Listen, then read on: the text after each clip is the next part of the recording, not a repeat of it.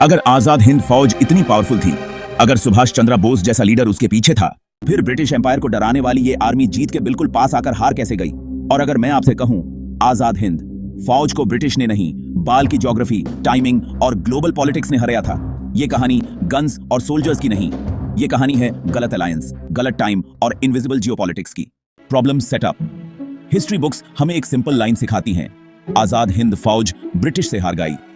लेकिन असली सवाल यह है, क्या सच में आजाद हिंद फौज मिलिट्री फेलियर थी या फिर ये एक स्ट्रेटेजिक सैक्रिफाइस था? यहीं से शुरू होती है असली कहानी। 1943 आजाद हिंद फौज अपने पीक पर थी। 40,000 से भी ज्यादा trained soldiers, clear command structure, Japanese military support, south east Asia में ग्राउंड प्रेजेंस और सबसे dangerous weapon Indian soldiers fighting British rule. फिर भी इंफल और कोहिमा के बाद सब कुछ कोलैप्स क्यों हो गया? ब्रिटिश आर्मी डिफीट से नहीं टूटी, वो टूटी फियर से। ब्रिटिश इंटेलिजेंस रिपोर्ट्स साफ कहती हैं, The real danger is not INA's bullets, but its impact on Indian soldiers. तो फिर डाउनफॉल कहां से आया? बोस ने एक रिस्की डिसीजन लिया।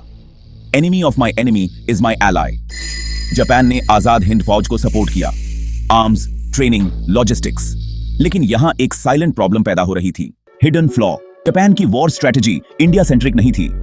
जापान लड़ रहा था रिसोर्सेज के लिए, पैसिफिक कंट्रोल के लिए और यूएस प्रेशर से बचने के लिए। इंडिया उनके लिए प्रायोरिटी नहीं, पैसेज था। अब आते हैं असली डाउनफॉल मैकेनिक्स पर। 1 number, geography, the invisible enemy. Dense jungles, monsoon rains और लंबी सप्लाई लाइंस, ये सब चैलेंजेस थे। आजाद हिंद फौज के पास ना एयर सुपीरियरिटी थी, ना ही पर्याप्त मेडिकल सप्लाईज, और पूरी तरह से जापानीज लॉजिस्टिक्स पर डिपेंड करना पड़ता था। सच कहूं तो वॉर जीतने के लिए सिर्फ पैशन नहीं, सप्लाई चेन भी चाहिए होती है। 2 नंबर, टाइमिंग, वर्ल्ड वॉर 2 का टर्निंग पॉइंट। 1944 के बाद जर्मनी काफी वीक हो चुकी थी, जापान डिफेंसिव मोड में चला गया था और यूएस की डोमिनेंस बिल्कुल क्लियर थी। आईएनए एक लूजिंग ग्लोबल कैंप के साथ अलाइन थी। 3 नंबर की बात है, psychology, soldiers versus survival. INA के सोल्जर्स बहुत आइडियोलॉजिकली स्ट्रांग थे, लेकिन भूख, बीमारी और आइसोलेशन ने उन्हें झकझोर दिया। वॉर साइकोलॉजी कहती है, जब सर्वाइवल प्रायोरिटी बन जाता है तो आइडियोलॉजी पीछे छूट जाती है। आजाद हिंद फौज बैटलफील्ड पर हार गई, लेकिन इंडिया के माइंड स्पेस में वो जीत गई। आईएनए ट्रायल्स के बाद इंडियन सोल्जर्स ने बगावत की, रॉयल इंडियन नेवी ने भी म्यूटिनी कर दी। ब्रिटिश समझ गए, इंडिया को फोर्स से कंट्रोल करना अब नामुमकिन है। आजाद हिंद फौज ने ब्रिटिश मोराले तोड़ा, इंडियन यूनिटी जगाई और इंडिपेंडेंस को इनएविटेबल बना दिया।